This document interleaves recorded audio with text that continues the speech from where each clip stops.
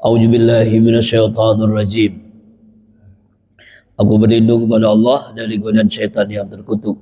Bismillahirrahmanirrahim. Dengan nama Allah yang Maha Pengasih lagi Maha Penyayang. Surah Al-A'raf ayat 105 sampai 120. Melanjutkan kisah Nabi Musa dengan Fir'aun. Hakikun ala alla aqula 'ala Allah illal haq. Seharusnya, hakikan itu sepatutnya, ya, agar Nabi Musa tidak mengatakan tentang Allah kecuali yang hak.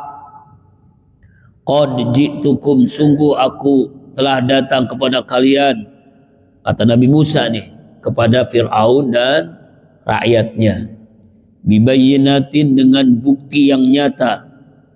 Bukti nyata itu maksudnya Musa ini sebagai nabi dan rasul, ada mukjizat yang dia bawa, Taurat dan tongkat dan yang lainnya.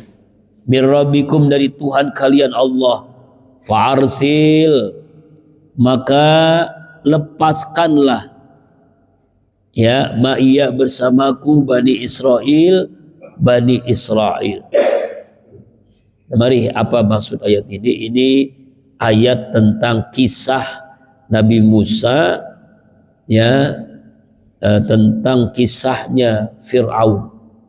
Dalam Al-Quran sekali lagi saya sampaikan bahwa ini firman Allah, bukan dongeng, bukan cerita fiktif, bukan sandiwara, asli nyata. Karena Allah yang ngomong. Rasulullah Nabi Muhammad SAW tidak tahu kalau Allah tidak turunkan ayat ini. Jadi Rasulullah tahu tentang Nabi Musa, tentang mujizatnya, karena Allah memberitahukan dalam Al-Quran.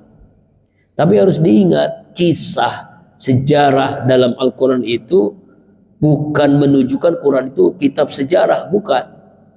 Hanya secara global, tidak terperinci bagaimana keadaan secara rinci itu dijelaskan dalam buku-buku sejarah. Jadi Al-Quran itu menjelaskan secara globalnya aja bahwa kisah ini pernah terjadi, ya, Nabi Musa dengan, ya, dengan Fir'aun, ya. Misalnya kalau Fir'aun itu Argentina, kalau Nabi Musa itu Mesir, ya, harus menang, ya, apa sepak bola maksudnya kemarin, ya. Ya, ya Pak ya. Nah, ini ayat tentang kisah Nabi Musa Fir'aun, yaitu wajib bagiku, wajib bagi siapa? Nabi Musa, wajib, seharusnya, sepatutnya, ya, aku tidak mengatakan, Nabi Musa, ini kata Nabi Musa, atas tentang Allah, aku ini adalah, kecuali ucapan itu hak, kecuali ucapannya benar. Semua yang aku katakan kecuali yang hak, bukan bohong, bukan cerita palsu. Artinya adalah Nabi Musa alaihissalam ketika di ayat sebelumnya 104, wa qala Musa ya Fir'aun inni rasulun min rabbil alamin. Wahai Fir'aun, saya ini utusan Allah, Rabbul Alamin. Ya itu tuh awalnya begitu kan. Baru hakikun ala akhlaqul haq. Sewajibnya, sepatutnya kalau saya katakan semua apapun itu dari Allah, bukan dari saya sebagai manusia, dari Allah. Rabbul Alamin. Allah itu adalah Rabbul Alamin. Ya. Nah, jadi artinya seharusnya bagi saya tidak menyampaikan kecuali yang dibenarkan Allah, kecuali yang sesuai dengan apa yang Allah sampaikan. Qad ji'tukum bibayyinah, sungguh aku datang, Nabi Musa datang membawa bukti-bukti yang nyata. Bayyinah itu apa? Ya, dia adalah Rasul, membawa kitab Taurat, membawa tongkat, ada bukti bukti dia adalah nabi dan rasul. Ya, keluar dari tangannya warna putih. Ya, tongkatnya bisa membelah lautan. Tongkatnya bisa menjadi ular yang sangat besar. Tongkatnya bisa memukul batu. Ya, kalau bukan kerang, bukan batu ya. Yang saking gedenya itu gunung batu dipukul keluar air. Itulah mukjizat. Ini bukan sembarangan tongkat. Yang kemarin waktu di Masjid Al-Maghfirah Gandaria kita menjelaskan ya, ketika ada Nabi Samson.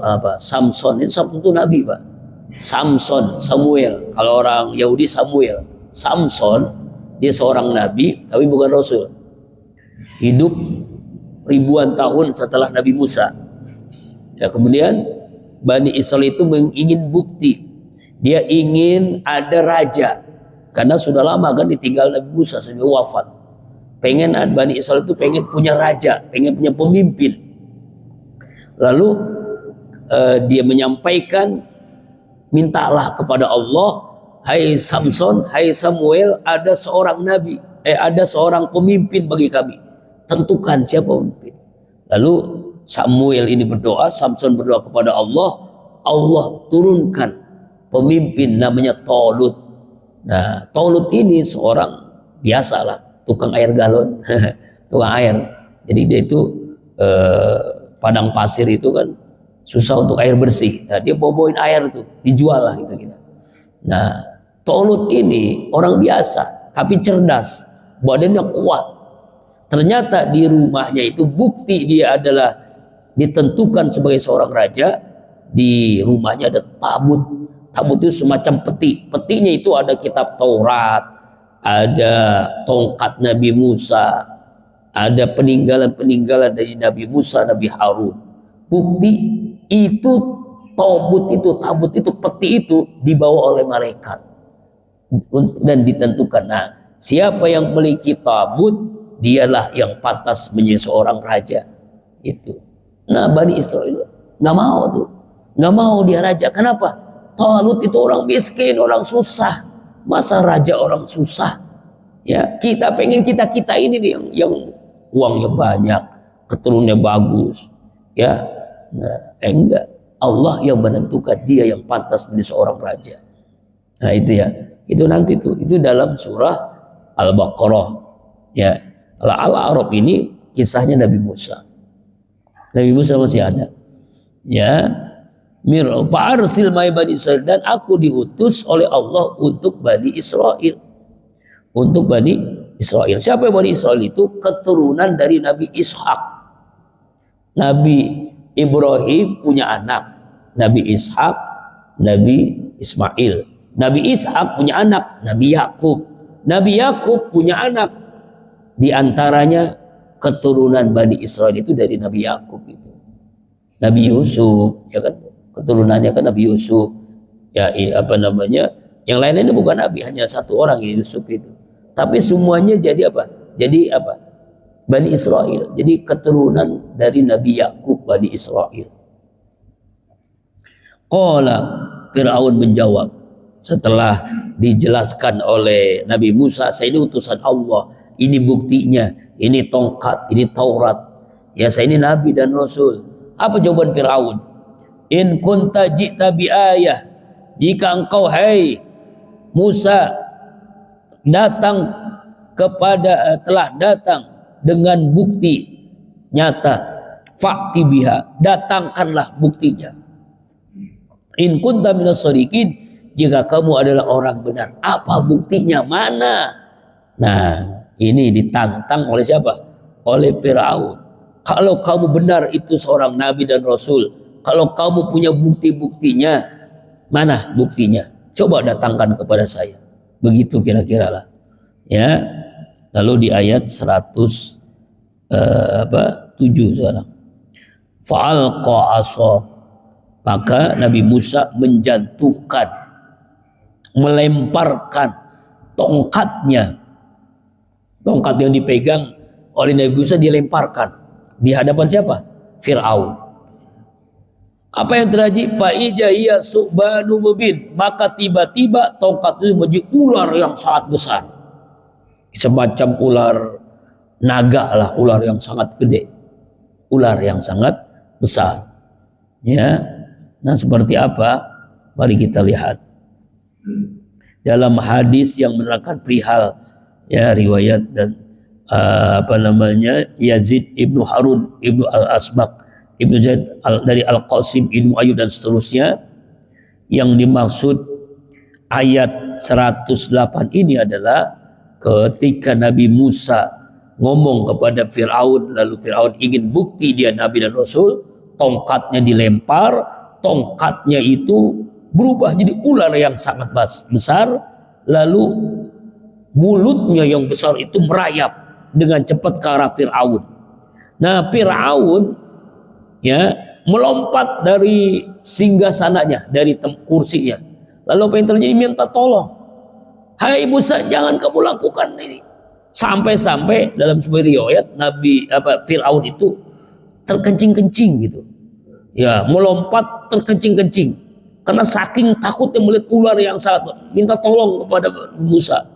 Hai Musa, hentikan ular itu, saya mau beriman kepadamu, kata dia.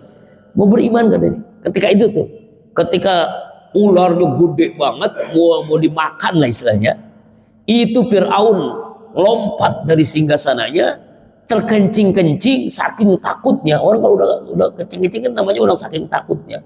Sampai ngomong gini, ya aku beriman kepadamu, hai Musa. Dia kata siapa? Kata Fir'aun. Waktu itu begitu ya. Ya, dan saya akan melepaskan Bani Israel untuk musrahkan, bawa aja Bani Israel. Gitu. Lalu apa yang terjadi? Nabi Musa memegang ular tadi yang besar tadi, langsung jadi tongkat lagi. Ya, itu. Makanya disunnahkan dan Rasulullah melakukan itu. Khutbah itu pegang tongkat. Ya Pak ya? Khutbah pegang tongkat. Dan sunnahnya juga khotib itu terlihat dari atas sampai ke bawah. Itu makanya mimbar-mimbar yang sekarang itu sebenarnya tidak sunnah. Kenapa tidak sunnah? Itu kan mimbar-mimbar ketutupan hanya wajahnya doang. Apalagi kadang-kala mimbarnya tinggi, saya pendek, nggak nyampe Pak. Kalau ada di bawahnya ada ini, ya Pak ya. Udah kejadian itu nggak boleh itu. Bukan nggak boleh, haram ya. Tidak sunnah. Sunnah itu sama dengan imam kelihatan kepala sampai kaki. Khotib juga begitu, kelihatan kepala sampai kaki. Nah, kayak yang di Az-Zikra Sentul tuh, kalau Bapak pernah sholat di sana, itu hanya tangga doang Pak. Hanya tangga, hanya mik dan tongkat. Tongkat. Jadi pegang tongkat. Sunnahnya pegang tongkat. Ya, pegang tongkat. Itu nanti kalau ada Fir'aun langsung lempar. Getok palanya. Ya Allah ya Rabbana. Ya tuh, takut akhirnya dipegang Nabi Musa jadi tongkat lagi. Wahab bin Munabi mengatakan ketika Musa masuk menuju Fir'aun, berkata Fir'aun, engkau telah menangku. Musa, iya. Fir'aun berkata, seperti yang, bukankah kami telah mengasuhmu di antara kami? Kamu ini masih anak-anak. Ya benar, saya ini memang diasuh oleh keluargamu. Gitu kan, benar. Karena itu hentikan ular itu, hentikan. Karena Nabi Musa megang, lalu henti. Artinya sampai mengatakan begitu Pak. Musa ini kan dulu gini ceritanya begini. Dia Fir'aun ini punya ultimatum. Siapa yang lahir anak laki-laki bunuh. Kalau zaman jahiliyah kan anak perempuan dikubur hidup-hidup.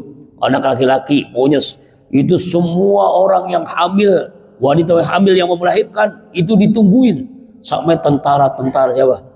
Pasukan-pasukan Fir'aun. Jadi kalau ada laki-laki lahir langsung dibunuh saat itu. Kenapa? Karena ketakutan. Karena awalnya dia bermimpi nanti yang menghancurkan, meruntuhkan kekuasaan adalah dari Bani Israel. Setiap wanita Bani Israel yang hamil yang melahirkan ditungguin.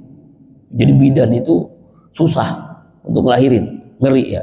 Nah, ibu Musa waktu itu ya dapat ilham, bukan dapat wahyu. Kalau wahyu kan Nabi kan, dapat ilham dari Allah Subhanahu wa taala untuk bayi Musa kecil ditaruh di semacam peti lah ya, semacam tas gitu, lalu dihanyutkan ke sungai Nil.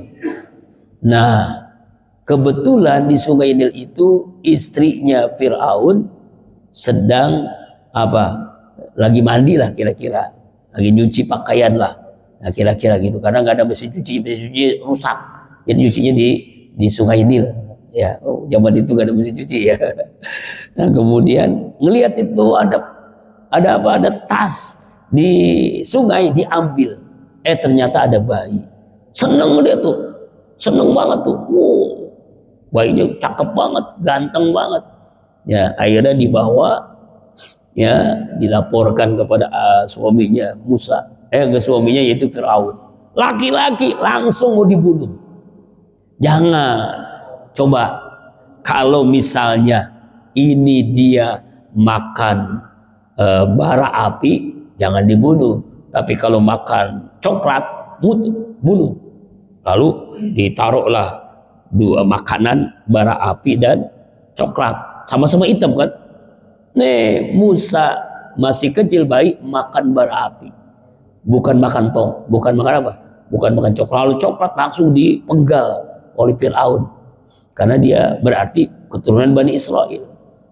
Allah menyatakan ya supaya bayi kecil tadi makan makan bara api. Makanya Musa itu cadel dia nggak bisa ngomongnya tuh cadel. Kalau orang cadel gimana sih?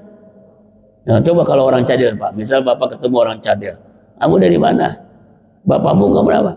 Bapakmu kan sakit, bapakmu sakit, mendingan. Kalimat mendingan sama meninggal hampir sama. Jawab innalillahi wa inna ilaihi raji'un. Bukan meninggal, mendingan. Tapi karena cadel ngomongnya nggak jelas. Makanya orang cadel nggak boleh jadi imam, Pak. Nggak boleh jadi khotib, nggak jadi imam. Cadel. Nah, karena itu Allah utus saudaranya namanya siapa? Harun menjadi juru bicaranya. Kenapa? Karena Musa itu cadel, kalau ngomong nggak jelas. Makanya ada doa cadel. Apa itu? Rabbis shrah sadri wa yassir li amri wahlul 'uqdatam min lisani yafqahu qauli. Itulah doa Nabi Musa. Supaya apa? Supaya kalau ngomong bicara itu jelas, doanya itu. Itu awalnya Nabi Musa. Itu ya. Nah, karena makan bara api masih bayi, makanya dia jadi cadel. Akhirnya dipelihara, dijaga anak itu ya sampai dewasa. Ternyata memang itulah jadi nabi kan. Nah, makanya kata Firaun ya ketika itu lalu apa yang terjadi? Ular itu, Pak, bukan hanya mau makan Firaun. Ular tadi itu yang gede itu, ya itu semua orang-orang, pasukan tentara rakyat itu lari. Akhirnya namanya larinya pada panik lihat ular yang gede, ada yang tabrakan sampai ada yang mati. Nah, jumlah yang mati waktu itu 25.000 orang. Ya. Kenapa? Karena mereka saling bunuh, ketakutan ada ular gede, ingin daripada dimakan dia bunuh supaya dia keluar dari istana itu. Ya, istananya kan nggak gede, ularnya gede, orang pada ketakutan. Akhirnya di dalam kisah kitab tafsir Ibnu Katsir ya lari 25.000 orang mati. Allah. Kenapa? Karena mereka saling bunuh daripada dimakan ular, lebih baik saya bunuh temannya gitu. Sampai gitu, Pak. Itu yang bikin mati. Nah, itu menurut dalam sebuah tafsir Ibnu Katsir. Kemudian ayat selanjutnya apa yang terjadi? Fa'alqa faija subhanun mubin wa naza'a yadahu faija hiya bayda'u lin-nazirin. Kemudian Nabi Musa menarik tariknya, misal begini, tangannya ditarik. Apa yang terjadi? Faija bayda'u lin-nazirin, tiba-tiba tangannya tuh keluar bersinar putih. Ya, tangannya dimasukin ke gamisnya, dikeluarkan, tangannya warna putih bersinar. Linnazirin, orang-orang semuanya melihat.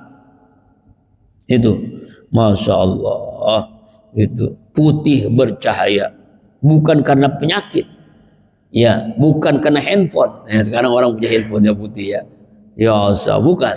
Tapi karena memang tangannya putih bercahaya setelah ditarik dari tangannya. Ini adalah menunjukkan Nabi Musa ini seorang nabi dan rasul, buktinya udah kelihatan. Tapi namanya kafir tetap kafir, Pak. Waktu begitu ketakutan dia, pengen beriman kepada Nabi Musa. Fir'aun, ya, kadang ngeliat ular yang gede, ya, sampai terkencing-kencing, gede banget, masuk itu manusia. Jangankan manusia, Pak, dalam sebuah riwayat gajah pun yang besar itu bisa dimakan oleh apa? Oleh ular, itu bisa masuk itu gajah, apalagi manusia lebih mudah lagi. Tapi ternyata nggak ada yang dimakan, Pak. Jadi yang mati orang-orang itu ketakutan saling bunuh karena kan istananya kecil, ular gede, takutan. Gitu ya. Ini kisah nyata yang terjadi. Kemudian ya, tangan Nabi Musa bersinar bercahaya. Nah, yuridu mana ya? Qalal mala'u min qaumi fir'aun inna hadza la sayyidun. Nah, para pembesarnya. Pembesar itu artinya menteri-menterinya. Menteri siapa? Menterinya para ini yang jumlahnya 100 lebih. Jepang itu menterinya hanya berapa orang? Cuma nggak sampai 15 orang. Amerika juga berapa orang? Dikit banget, 20-an. Indonesia 100 lebih. Tapi makin hancur-hancuran. Harusnya kan banyak menteri, kan banyak. Iya, masya Allah. Iya, ada di rumahnya duit dolar Amerika, dolar Singapura sama emas batangan, jumlahnya lebih dari 1 T, Pak. Bukan miliar, triliun. Saking banyaknya duit itu. Ya Allah, itu duit siapa itu ya? Masa gaji jaksa berapa sih gajinya? Ya Allah, sampai miliaran begitu ya? Ya, bukan miliaran, Pak, triliunan. Masya Allah, ya Allah. Nah, ngomong nih, hai Fir'aun, begini aja. Inna haja lasan mubin. Itu masihir. Sihir yang apa? Sihir yang bagus, yang mahir. Itu sihir. Musa itu bawa sihir. Maka kamu ketakutan. Gitu. Kata siapa nih? Kata para menteri-menterinya Fir'aun. Itu masihir. Ya, itu. Ya, setelah ketakutan Fir'aun duduk lagi, lalu ngomong inna haja lasain alim. Sungguhnya Musa itu adalah seorang tukang sihir yang hebat. Ya gitu kira-kira. Musa itu tukang sihir yang hebat. Makanya tongkatnya jadi ular, tangannya bersinar. Kata para pembesar itu, para menteri-menteri dari Fir'aun. Musa ingin mengeluarkan kalian dari bumi kalian. Famaja ta'murun. Maka Fir'aun ketika dibisikin sama menteri-menterinya memerintahkan, memberikan saran. Apa sarannya? Qalu arjih wa akhahu wa arsil bil madaini hasirin. Para pemuka itu, menteri-menterinya berkata, ya, apa kata menterinya? Arjih, hentikan Musa, hentikan Nabi Musa alaihissalam. Ya, kemudian apa lagi? Wa akhahu, dan saudaranya. Siapa saudaranya? Harun, Nabi Harun. Wa arsil, dan kirimlah fil madain, di kota-kota kerajaan Fir'aun ini, hasirin, orang-orang yang bisa mengumpulkan tukang-tukang sihir yang hebat. Nah gitu kira-kira ya. Nah, ya kan? Jadi Pak, Fir'aun itu saking hebatnya menghadapinya 2 nabi sekaligus, Pak. Ya kan ya? Abu Jahal, Abu Lahab hanya 1 nabi kan. Namrud hanya 1 nabi. Fir'aun 2 nabi, Pak. Nabi Musa dan Nabi Harun. Kenapa? Karena Nabi Musanya nggak bisa ngomong. ngomongin cadel gitu kan ya. Itu Pak. Nah, yang ngomong adalah siapa? Juru bicaranya. Nah, inilah karena juga Firaun ini seorang raja, diktator yang ngaku sebagai Tuhan. Karena dia bisa menciptakan surga, bisa menciptakan neraka katanya. Surga bagi dia ya kenikmatan di istana, neraka bagi dia ya disiksa di penjara gitu. Nah, pada waktu itu memang kebanyakan orang itu sihir itu bagian daripada kesehariannya. Jadi kalau film barat itu nama apa tuh yang anak kecil tuh bisa terbang tuh. Nah, kayak begitulah. Jadi zaman Nabi Musa itu memang Firaun itu banyak tukang sihir. Ya, maka usulan ya dari menteri-menterinya supaya seluruh tukang-tukang sihir di penjuru kota dipanggil untuk mengalahkan apa? Untuk mengalahkan Nabi Musa alaihissalam. Ya, untuk melawan Nabi Musa. Lalu akhirnya siapa? Firaun memerintahkan kepada para pembesar-pembesarnya untuk mengumpulkan semua tukang sihir yang paling hebat di negerinya, ya, untuk berada di istananya, ya kan. Lalu akhirnya ya'tuka bikulli syai'in alim, mereka mendatangimu dengan setiap penyihir yang hebat. Jadi sahir alim itu artinya penyihir yang hebat, tukang sihir yang hebat. Wa jaa'a saratu fir'aun qalu inna lana la'ajran in kunna nahnul ghalibin. Telah datang para penyihir Firaun. Datang tuh. Akhirnya datang kan, namanya diundang, ya, diundang oleh Firaun, semuanya datang ke istana, tukang sihir yang hebat-hebat, yang bisa membuat apapun sesuai dengan keinginan dari Firaun. Qalu inna lana la'ajran in kunna nahnul ghalibin. Ini penyihir ngomong nih, sesungguhnya ya bagi kami ini apakah benar-benar ada upahnya jika kami mampu mengalahkan Musa. Istilahnya artinya apa bonusnya, apa upahnya kalau kami ini semua penyihir ini bisa mengalahkan Musa. Apa jawaban Firaun? Qala na'am, benar, iya, wa innakum laminal muqarrabin. Bukan hanya duit, bukan hanya fulus, bukan hanya upah, tapi kalian semua menjadi orang-orang terdekat dengan saya. Artinya semacam apa ya? Semacam penasehat presiden, menjadi penasehat raja. Pokoknya tinggal di istana dengan fasilitas mewah, dengan selir-selir yang banyak. Silakan tinggal di istana, gaji cukup, istri cukup, apalagi yang cukup? Ya, semuanya cukup, kendaraan cukup, pengawal cukup. Itu kata siapa? Kalau kamu bisa mengalahkan siapa? Ya, bisa mengalahkan Musa. Bahkan muqarrabin, jadi orang yang paling dekat dengan Firaun. Orang kalau udah dekat dengan raja, dengan kekuasaan, pasti dong hidupnya enak. Ya Pak ya? Kan begitu kan. Kemudian apa yang terjadi? Qalu, akhirnya karena jawaban meyakinkan dari Firaun, maka akhirnya semua penyihir itu ngomong, ya Musa, wahai Musa. Setuju tidak setuju dia? Ya, buat perjanjian. Ada perjanjian secara tertulis, secara lisan. Kalau kami bisa mengalahkan Musa, kami dapat fasilitas itu. Iya, silakan. Oke, disetujui oleh Firaun.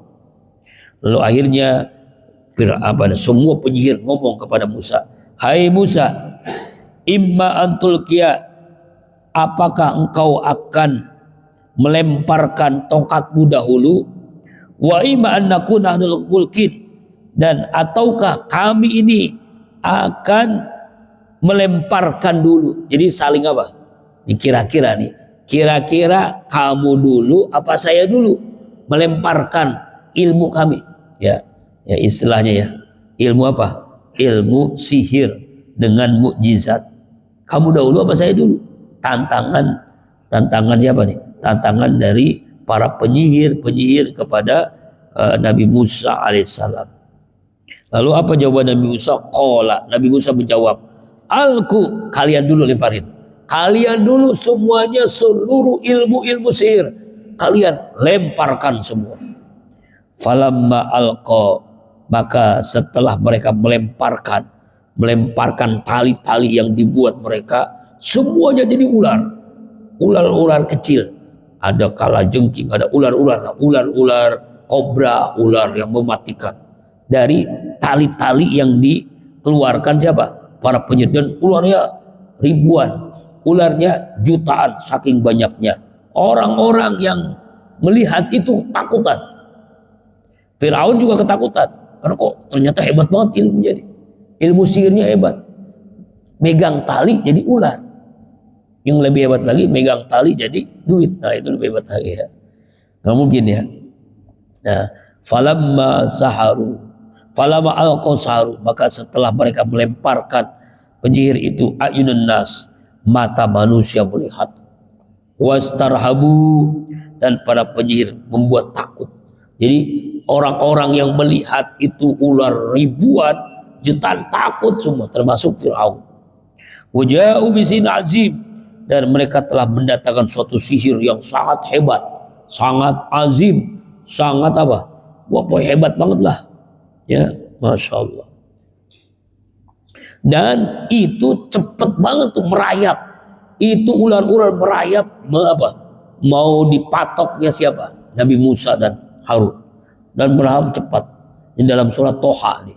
Dalam surat Toha, faijahibaluhum fasihum yuhayilu ilaihi min sirihim annaha tas'a faujasa fi nafsihi hifata Musa.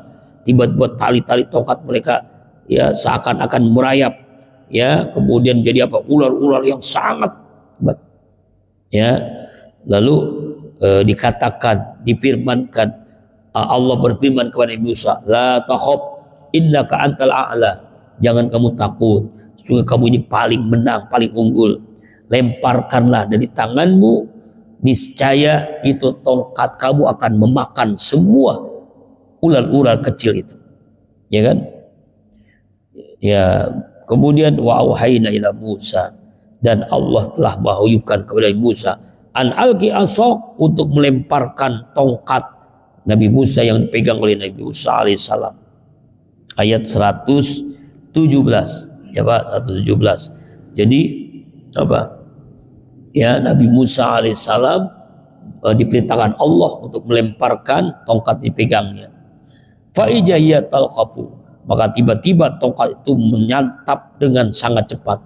Yang namanya gede, ular paling gede, semua ular-ular yang kecil itu dimakan semua. Mayafikun, ya, mereka kelabui dengan sihir mereka. Ya, dicaplok semuanya. Saking rakusnya itu, ular kecil nggak ada yang tersisa. Ular-ular yang dibuat oleh penyihir nggak ada yang tersisa, Pak, mati semua, dimakan semua.